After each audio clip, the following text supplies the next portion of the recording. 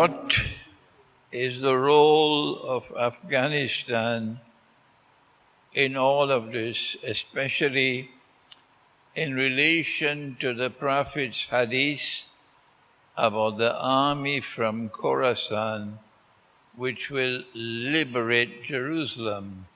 Do you think the current Taliban government lives up to that standard? Answer: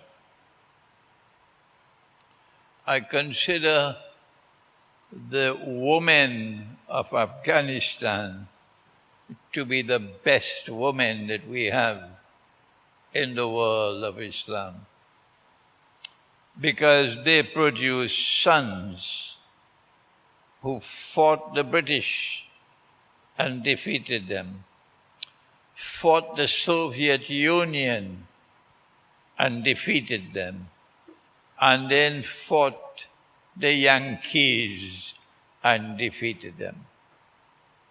And so Afghanistan knows how to fight.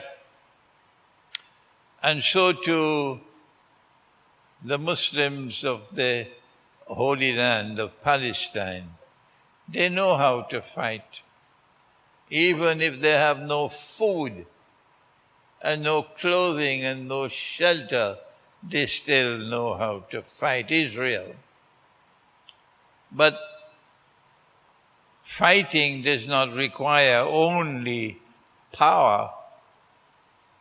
Fighting also requires other things. It requires you to have an economy in which you are not dependent on others. But most of all, you need knowledge when you fight. And Afghanistan does not have that knowledge. And the Islamic resistance in Palestine, in the Holy Land, doesn't have that knowledge, because Israel took them for a ride in October of 23. Oh yes, Israel set a trap for them, and they walked into the trap. So while we commend Afghanistan for their capacity to fight, they are not the intellectual leaders. The intellectual leaders of this ummah are still to come. Our Prophet said, Allah's blessings be upon him, he said, my ummah, meaning my community, is like the rain. I do not know which shower is better, the first or the last. So there's a last shower of rain which is to come. That last shower of rain will have its military component, and we already have it in Afghanistan. We have it in an Iran which has successfully liberated itself to such an extent that Iran could fire hundreds of missiles on Israel. So we do have the military component, the people who have capacity to fight, but we do not as yet have the intellectual component.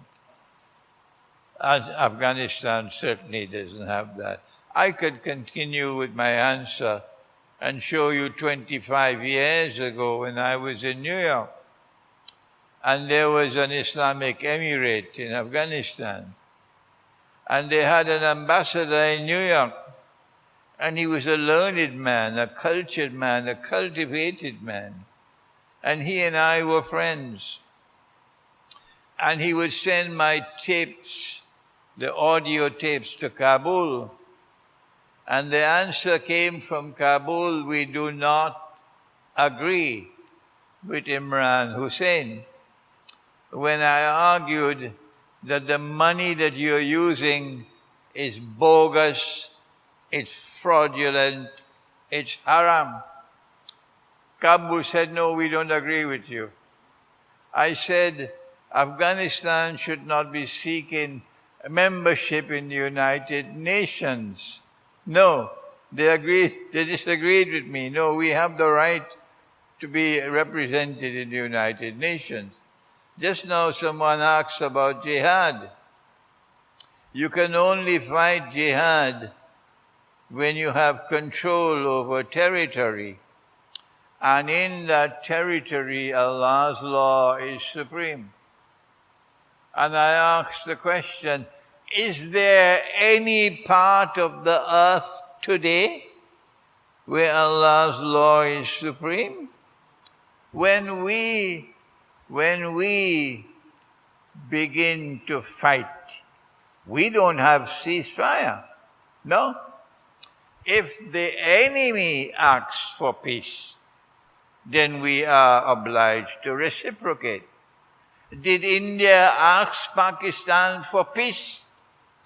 Did Modi say, I want a ceasefire? No. So why did Pakistan stop fighting? If you are so lusting for war, if you love to fight, why did you stop fighting?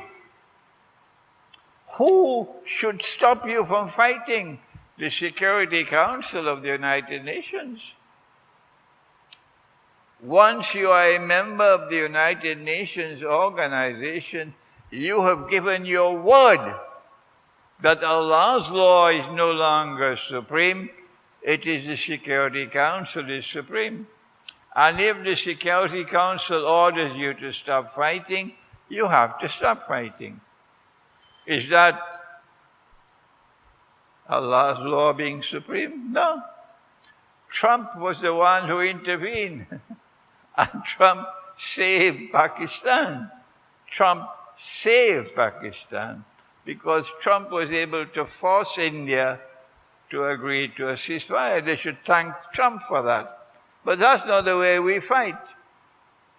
We try to explore and exhaust all possible peaceful means to resolve the problem. And only when we have explored and exhausted all possible peaceful means to resolve the problem, then we fight. But when we start fighting, we don't stop. Not at all. No ceasefire. Unless the enemy wants peace. When the enemy asks for peace, we have a responsibility to respond. So we don't have the knowledge anymore, and we don't have the authority anymore where Allah's law is supreme.